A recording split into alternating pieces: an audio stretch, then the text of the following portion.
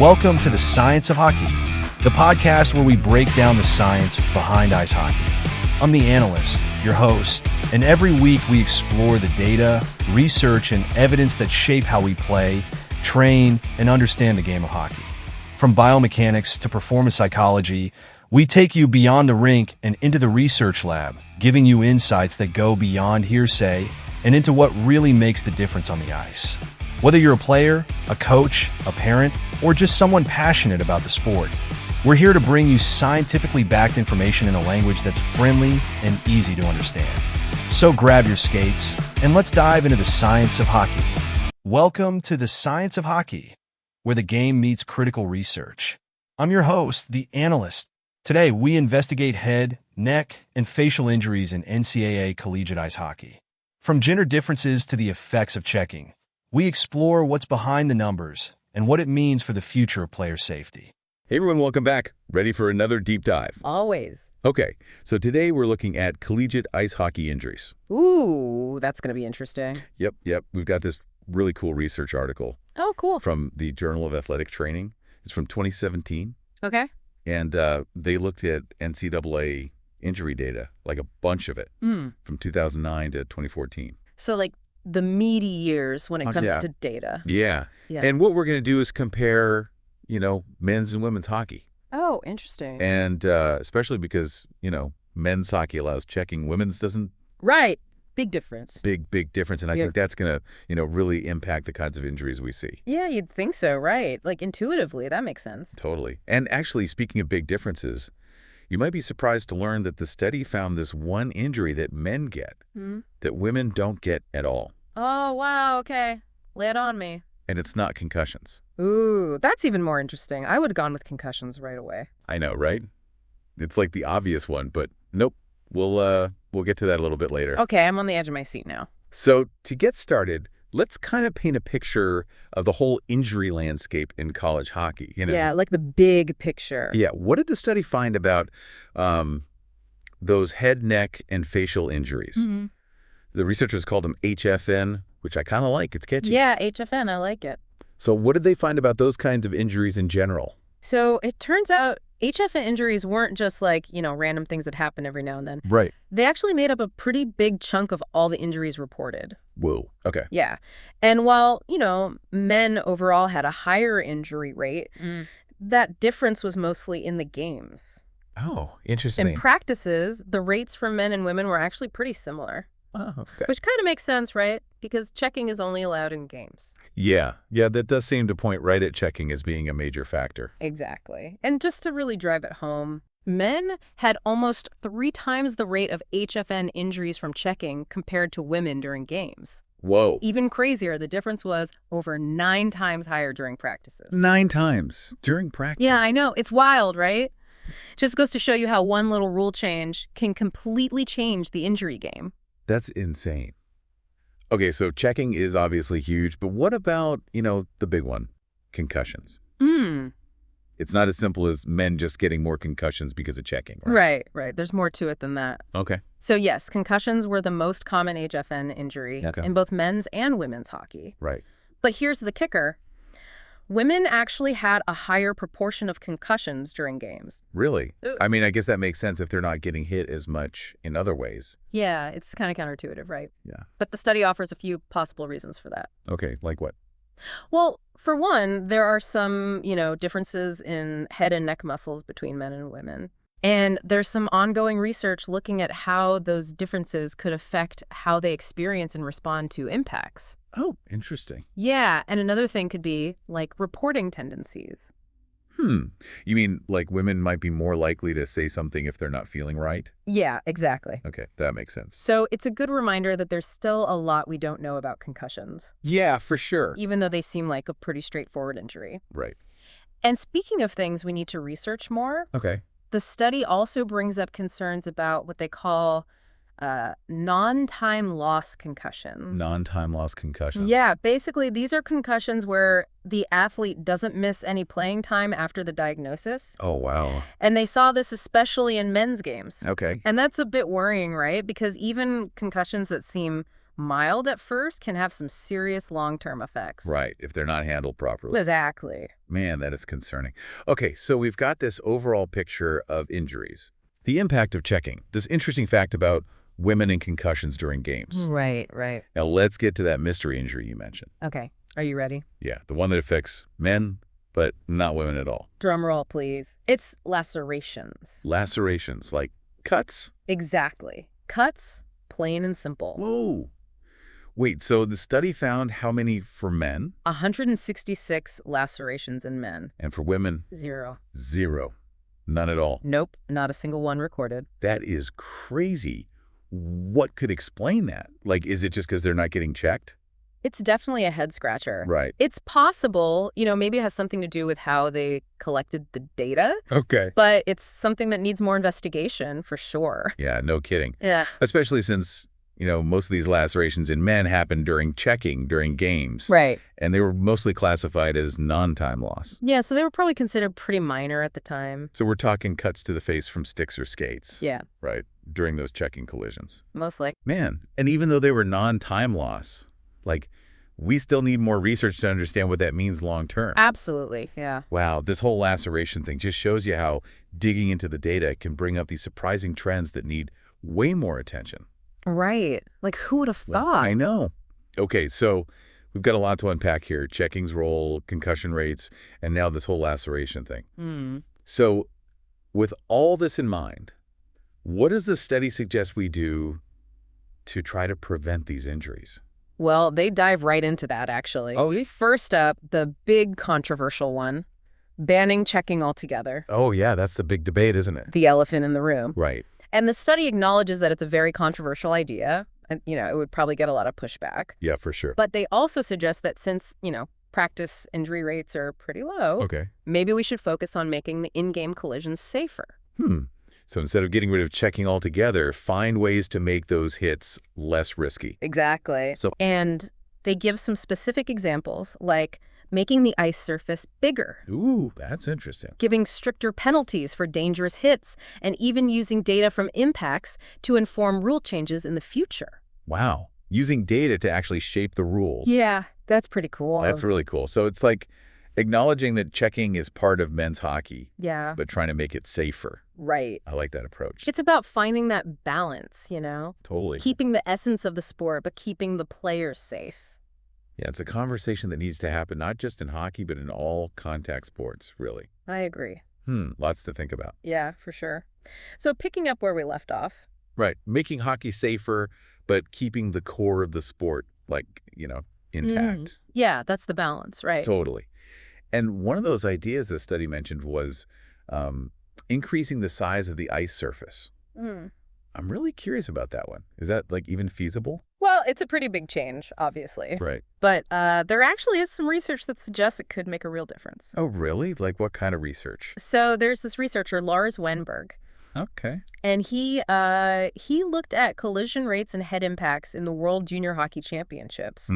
And what he found was when the tournament was played on an Olympic-sized rink, those are about 15 feet wider than a standard NHL rink. Okay. The number of collisions actually dropped, significantly. Whoa. Okay, so it's not just some theory. There's actual evidence that more space could lead to fewer big hits. Right, exactly. It's not just, a hunch. That's really cool. But, making that change at the college level, that would be huge. Yeah. It would be a big undertaking for sure. Not every arena can just magically expand its ice. Right. It's not that easy. But maybe it's something to consider for new arenas or renovations, build it in from the start, Yeah, I like that. Thinking about safety right from the ground up. Right. So moving on to another idea from the study, stricter penalties for dangerous hits. Oh, yeah, that one makes a lot of sense. Right. If players know there are serious consequences for being reckless, maybe they'll think twice before making those super risky hits. Yeah, it's about shifting the culture, sending a clear message that player safety isn't something you mess around with. Right, exactly. And we've actually seen leagues at all levels start to do that, crack down on those dangerous hits. Yeah, absolutely. The NHL, for example, they've been really proactive in the last few years, adding new rules, increasing fines, suspensions for players who target the head. It's really encouraging to see that change, even at the professional level. Right. Like, there's a growing recognition that we need to protect players' brains. For sure. And it's not just about punishment, right? No, absolutely not. It's also about education, teaching players how to hit legally and responsibly, Yeah. from a young age. 100%. Like, there are ways to deliver a hard check that don't put the other player at unnecessary risk. Right. It's a skill. Yeah, and those techniques need to be emphasized all the way from youth leagues up to the pros. It's a long-term investment in safety. Right, starting with education, then reinforcing it with those rule changes and, actually enforcing the rules. Exactly. Okay, so the study also hinted at something really interesting, using data from impacts to, actually inform rule changes. That's where it gets really, cutting edge, Yeah, it's pretty wild. So how would that even work? So imagine if players wore sensors in their helmets, right? Okay. And those sensors could measure the force of the impacts. Like a black box for hockey players. Exactly. That's so cool. And then, we could use that data to figure out which types of hits are most likely to cause injuries. Oh, that's smart. So, if the data shows that hits in open ice are way worse than hits along the boards, maybe those open ice hits get banned. Exactly. You're getting it. That's amazing. So it's like taking the guesswork out of making the rules, using hard data to make those safety measures, really targeted and effective. It's a whole new approach to injury prevention, data-driven. And it's not just for concussions, right? Remember those lacerations we talked about? Yeah. The ones that seem to only affect men. Right. We could use this impact data to understand what's causing those too, right? Yeah, for sure. Maybe certain types of hits or even the design of the equipment is making players more likely to get cut by sticks or skates. So we could actually pinpoint the causes of different injuries. Yeah. And then develop even more specific prevention strategies. That's the idea. Wow, that's really, really cool. It's pretty amazing. But obviously there's some challenges, right? Like the cost of all this technology, Right. privacy concerns, stuff like that. Those are valid concerns for sure. Yeah. But I think the potential benefits are huge. Right. If we can use this data to make hockey safer, that's a win for everyone.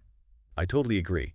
It feels like we've gone from talking about the specifics of this one study to the whole future of injury prevention in hockey. Yeah, it's kind of snowballed, hasn't it? Right.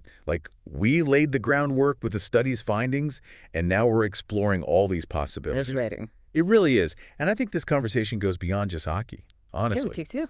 This whole data-driven approach could change how we think about safety in, all kinds of sports. Yeah, like what?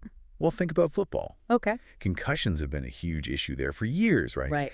And they're already using sensors and helmets, collecting data. Yeah, to track impacts and, identify those dangerous hitting patterns. Exactly. And that info is being used to make coaching decisions, change the rules, even, redesign the equipment. It's amazing how much data can influence the game. Right. So we're seeing this shift towards data-driven safety happening across different sports. And you know what? It's not just about protecting the players. It's about improving the games themselves. No, how so? Well, if we can reduce injuries, we can keep more players healthy. Right. On the field, on the ice, Which means a higher level of competition. Exactly. Yeah. And a more exciting, enjoyable experience for the fans. So it's a win-win for everyone. Players, coaches, fans, everyone. Exactly. It's a win for the love of the game. That's a good way to put it. Okay, so we've talked about using data to make hockey safer. Yep. But thinking bigger, about other sports, where do you see this technology going in the future?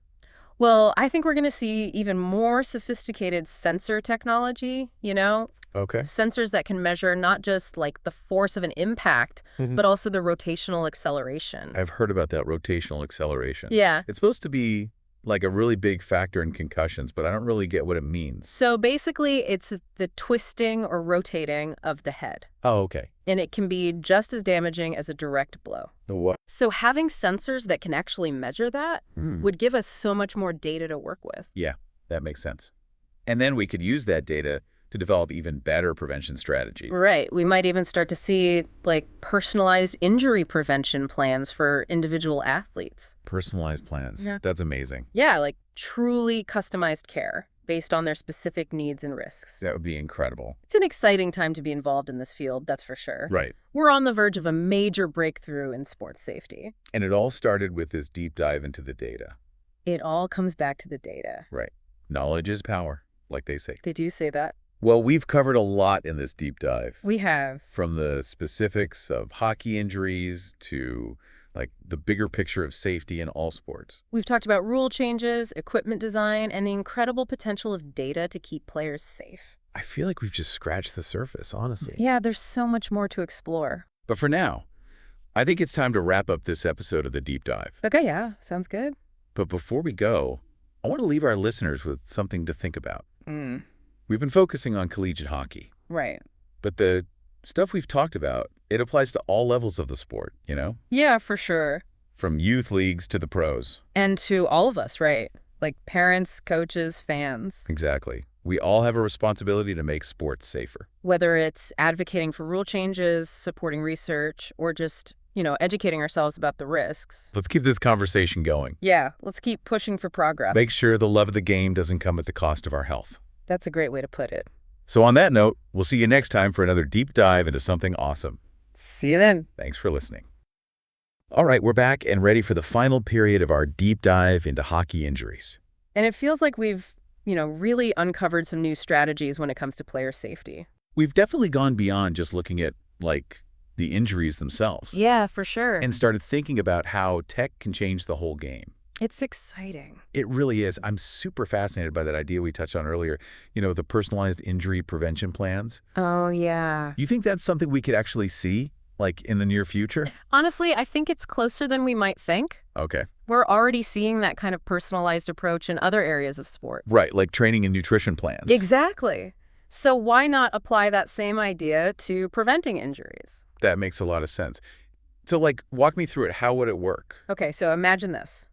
We take all the data we have on an athlete. Okay. From those impact sensors, their medical history, even their playing style. And we use all that to create a custom plan just for them to try to minimize their risk of getting hurt. That's incredible. It's like having a personal trainer, but for safety. Right. It could involve things like specific exercises, just to strengthen certain muscles. Okay. Recommendations for gear that's tailored to them. Even real-time feedback during practice to help them adjust their technique. Whoa. So they could see right away if they're doing something that could lead to a bad hit. Exactly. That's amazing. It sounds like something out of a sci-fi movie, but it makes so much sense. Right. And the tech is already there. It's just a matter of, putting it all together and making it accessible to everyone. Okay, that brings up a good point. All these awesome advancements, they're great. Yeah. But are they only going to benefit, the elite athletes? What about kids playing in youth leagues? That's a really important question. And honestly, the answer has to be that safety should benefit everyone. Right. Not just the pros. But how do we make sure these technologies actually reach those, grassroots levels? It's going to take a team effort. Okay. Equipment companies need to step up, make more affordable versions of this tech. Leagues and organizations need to invest in education and training for coaches at every level. And we, as fans, need to demand that safety be a priority. Yeah, no matter where the game's being played. It's a shift in how we think, Totally. We can't just accept injuries as part of the game. Right. We have to actively try to prevent them. And that all starts with awareness. That's why I think these deep dives are so important, honestly. That's right. We're peeling back the layers, digging into the data, uncovering those surprising trends. Exactly. Yeah. And hopefully inspiring some new ideas along the way. Starting those conversations that need to happen. Because at the end of the day, it's not about winning or losing, right? No, it's about making sure everyone can enjoy the sport. Without putting their health on the line. That's it. Well said. Well, I think we've covered a lot of ground in this deep dive. Yeah, we have. From those hockey-specific injuries to the bigger picture of keeping athletes safe. We've explored a lot of possibilities. Yeah, from changing the rules to redesigning equipment to, harnessing the power of data. It's been a wild ride. It really has. To our listeners, I hope this has given you a fresh perspective on these issues. And shown you that a safer future for hockey is definitely within reach.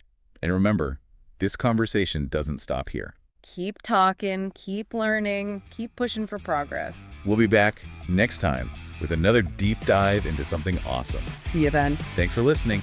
Thanks for tuning in to the Science of Hockey.